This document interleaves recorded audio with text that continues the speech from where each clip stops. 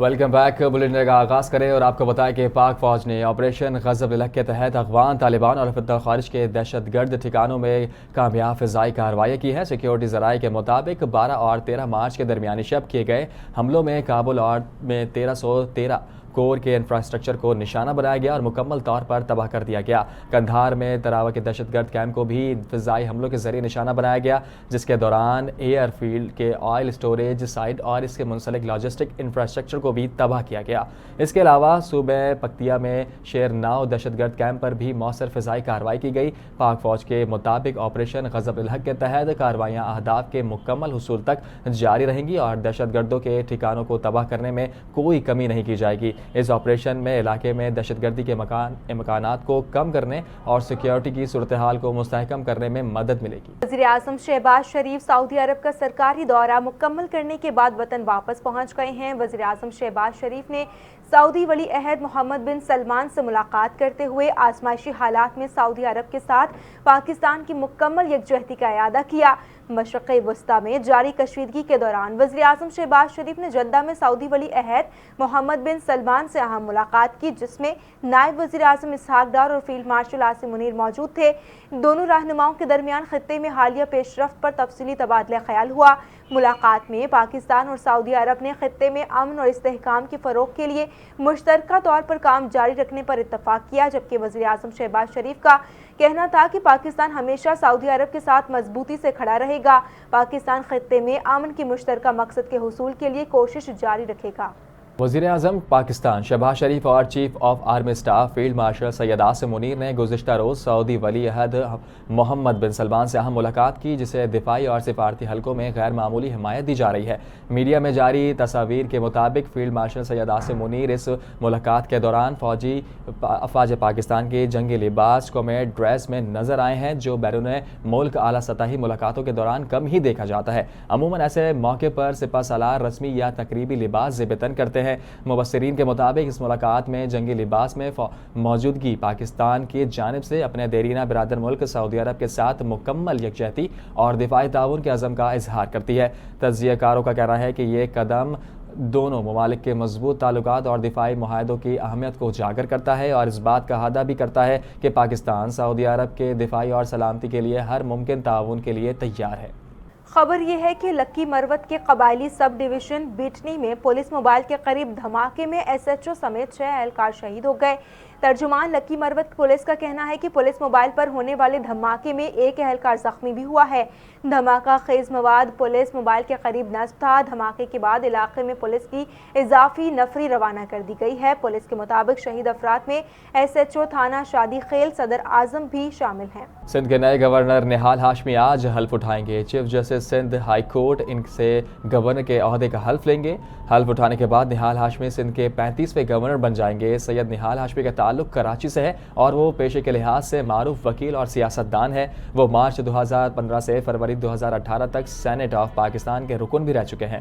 نہال ہاشمی 28 جنوری 1960 کو کراچی میں پیدا ہوئے اور ان کا شمار پاکستان کے ممتاز فوجداری اور آئین وکلا میں ہوتا ہے۔ انہوں نے 1980 کی دہائی کے آخر میں قانون کی عملی پریکٹس کا آغاز کیا۔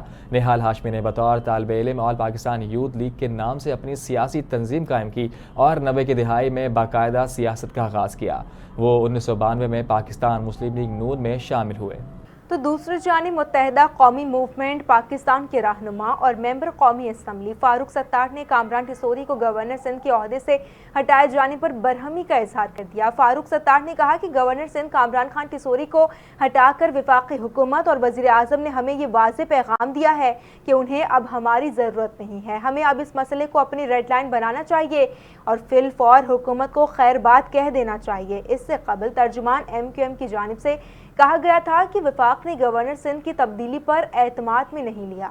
تیل کے محفوظ ذخائر جاری کرنے کے اعلان سے بھی قیمتیں نیچے نہ آ سکیں۔ عالمی منڈی میں خام تیل کی قیمتوں میں 10% اضافہ ریکارڈ کیا گیا۔ برطانوی خام تیل کی قیمت $9.29 اضافے کے بعد $101.3 فی بیرل ہو گئی، جبکہ امریکی خام تیل کی قیمت $9.02 اضافے کے بعد $96.27 فی بیرل ہو گئی۔ انٹرنیشنل ایجنسی کے مطابق امریکہ، اسرائیل اور ایران کے درمیان کشیدگی عالمی تیل کی منڈی میں بڑی سپلائی رکاوٹ پیدا کر رہی ہے۔ पेट्रोल और डीजल आज मजीद महंगा होने का इम्कान है। पेट्रोलियम मसनूआत की कीमतों में रद्दोबदल का फैसला आज होगा। गुज़श्ता रोज़ वज़ीर पेट्रोलियम अली परवेज़ मलिक ने बताया कि जुम्मे को पेट्रोलियम मसनूआत की कीमतों में रद्दोबदल का बाज़ाबिता ऐलान किया जाएगा और नई कीमतें औसत निर्खों को मद्देनज़र रखकर मुकर्रर की जाएंगी। पाकिस्तान के पास मार्च के लिए तेल का वाफर ज़ख़ीरा मौजूद है, ताहम आलमी मार्केट में बढ़ती कीमतों के बायस पेट्रोल और डीजल आज मज़ीद महंगा होने का इम्कान है। आलमी मार्केट में प्रिंट ऑयल की कीमत $100 फ़ी बैरल से ज़ायद है। हुकूमत की किफ़ायतशारी इक़दामात पर अमल दरामद शुरू कर दिया। फ्यूल के कम इस्तेमाल के लिए आज इस्लामाबाद में सरकारी छुट्टी है, तो पाकिस्तान ने जेट फ्यूल पेट्रोकेमिकल मसनूआत की बरामद पर पाबंदी भी आयद कर दी है। मुत्तहदा अरब अमारात के शहर फजीरा से 2 जहाज़ 10-12 करोड़ लीटर तेल के साथ कराची पहुंच गए। फजीरा से पाक नेवी के हिफाजती हिसार में PNSC जहाज़ों की कराची मुंतकली हुई। फजीरा में जहाज़ों पर हमलों के बाद जहाज़ मुंतकली के लिए हिफाजती हिसार ज़रूरी था। वज़ीर मैरीटाइम जुनैद अनवर का कहना है कि जहाज़ों की महफूज मुंतकली पर पाक नेवी के शुक्रगुजार हैं। वज़ीर मैरीटाइम का कहा कि वज़ारत ख़ारजा से खारजी फ़ॉरेस्ट में फंसे 2 जहाज़ निकालने के लिए भी ईरान से राब्ते की दरख्वास्त की है। नए सुप्रीम लीडर मुश्तबा खामनाई के बयान के बाद ईरान ने इसराइल पर हमलों की नई लहर का आगाज कर दिया। रूसी मीडिया के मुताबिक मिसाइल और ड्रोन तल अबीब के मरकज़ और अमरीकी फ़ौज के अड्डों की जानिब दागे गए।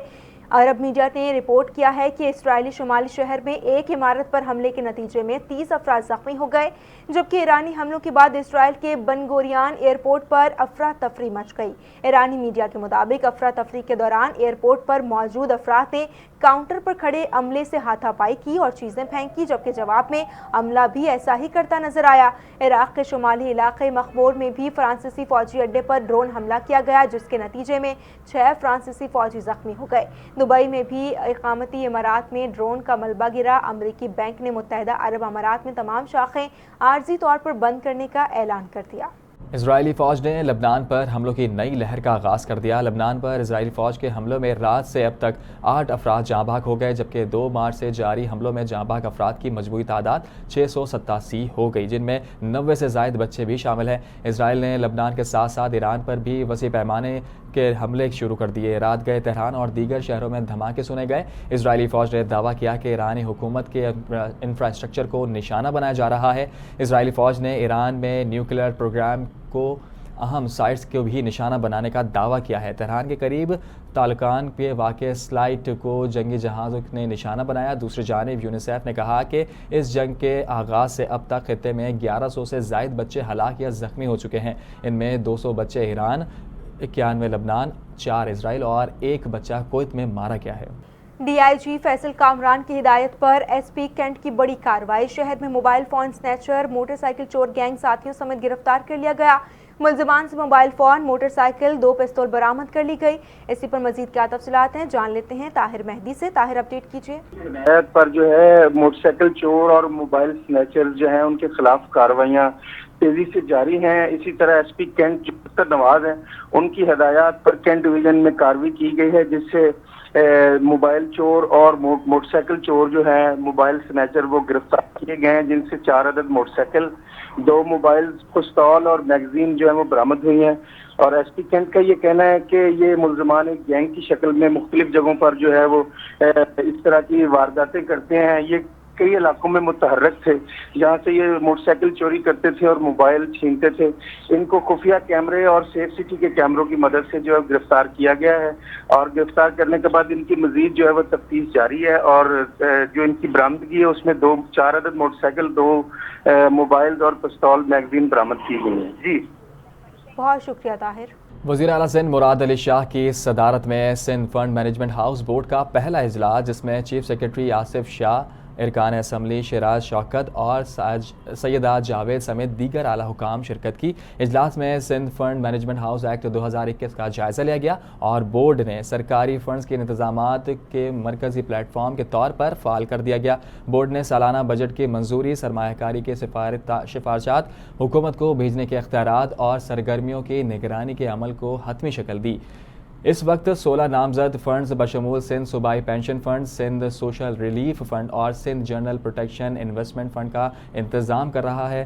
نئے سرمایہ کاری پالیسی 2026 کے حصولی طور پر منظوری دی جاری ہے، جس میں رسک مینجمنٹ، شفافیت، ایکوٹزم کا حد، میوچل فنڈز کی ریٹرننگ اور غیر محفوظ پابندیوں پر شامل ہوگی۔ بورڈ نے چیف سیکرٹری کے سربراہی میں انویسٹمنٹ کمیٹی قائم کی جو سرمایہ کاری کے فیصلوں کی نگرانی اور سفارشات پیش کرے گی۔ وزیر اعلیٰ سندھ نے کہا کہ پینشن، پروویڈنٹ اور سماجی فنڈ کی حفاظت اولین ترجیح ہے۔ اضافی آمدن مستحق خاندان کی مدد کی استعمال کی جائے گی اور تمام فیصلے پیشہ ورانہ شفاف بنیادوں پر کیے جائیں گے۔ کراچی کے ٹرانسپورٹ نظام میں مزید ای وی بسز شامل، مزید ڈبل ڈیکرز بھی شامل کرنے کا فیصلہ۔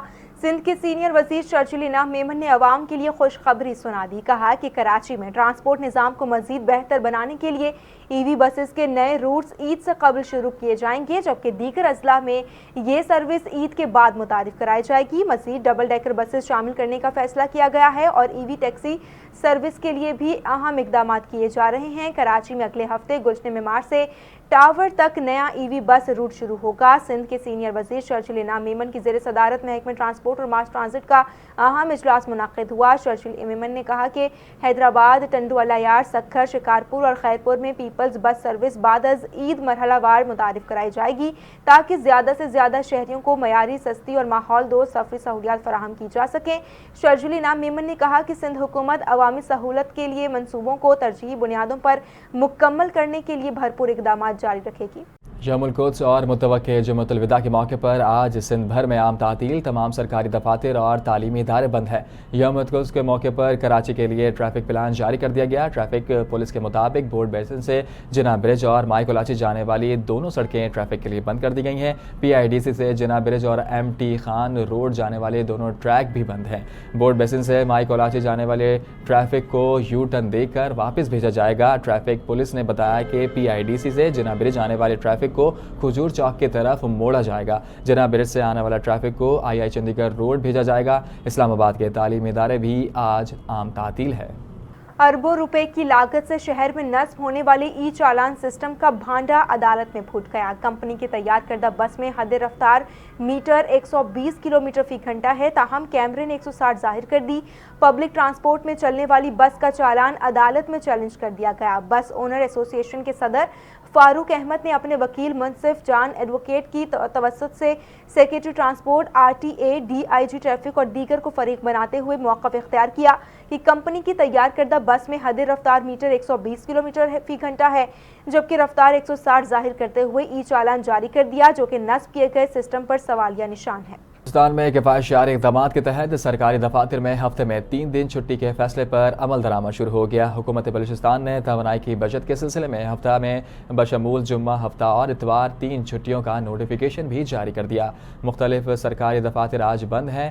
حکومتی فیصلے کے تحت سرکاری دفاتر میں اب پیر، منگل، بدھ اور جمعرات کو کام ہوگا۔ وزیر اعلیٰ بلوچستان نے کہا کہ سرکاری انتظامات میں بہتری لائی جا رہی ہے۔ نئے اضلاع بنانے سے انتظامی کارکردگی مزید بہتر ہو جائے گی۔ اور اب رخ کریں کھیل کے میدان کا۔ پاکستان سپر لیگ کے سیزن 11 میں ڈیجیٹل ٹکٹ کے آپشن کا فیصلہ۔ پی ایس ایل 11 کے دوران مخصوص انکلوژرز کے لیے ڈیجیٹل ٹکٹ کا آپشن ہوگا۔ یہ آپشن کراچی، لاہور اور راولپنڈی کے میچز میں وی آئی پی اور پریمیم انکلوژرز کے لیے ہوگا۔ ان انکلوژرز کے ticket holder on line ticket دکھا کر گراؤنڈ میں داخل ہو سکیں گے، تاہم پی سی بی کا اس بار پی ایس ایل میں ٹکٹس کی قیمتیں نہایت ہی کم رکھنے کا فیصلہ کیا ہے۔ ذرائع کا بتانا ہے کہ پی ایس ایل 11 کے لیگ میچز میں ٹکٹس کی قیمت 300 سے 3000 تک رکھنے کا فیصلہ ہوا ہے۔ حال ہی میں ایک خاتون نے مسلسل گنتی گن کر 18 سالہ پرانا عالمی ریکارڈ توڑ دیا۔ یہ کارنامہ نائجیریا کی فیوروگیچی نے انجام دیا۔ فیوروگیچی نے 17 دن کے تک مسلسل اونچی آواز میں گنتی گنی اور روزانہ تقریباً 14 گھنٹے تک گنتی گنتی رہی۔ اس دوران انہوں نے 1 سے لے کر 10,70,000 تک گنتی مکمل کی۔ اس سے قبل یہ ریکارڈ 10 لاکھ تک گنتی تک کا تھا۔ یہ ریکارڈ تقریباً 18 سال تک قائم رہا۔ فیوروگیچی نے پچھلی بار سے 70,000 زائد نمبر گن کر نیا ریکارڈ قائم کر دیا۔ انہوں نے اپنی گنتی کا عمل یوٹیوب لائیو اسٹریمنگ پر نشر کیا تاکہ اس کی تصدیق ہو سکے۔ اسی کے ساتھ نیوز بلیٹن سے فی الوقت اتنا ہی۔ مزید اپڈیٹس کے لیے آپ دیکھتے رہیے NTN نیوز۔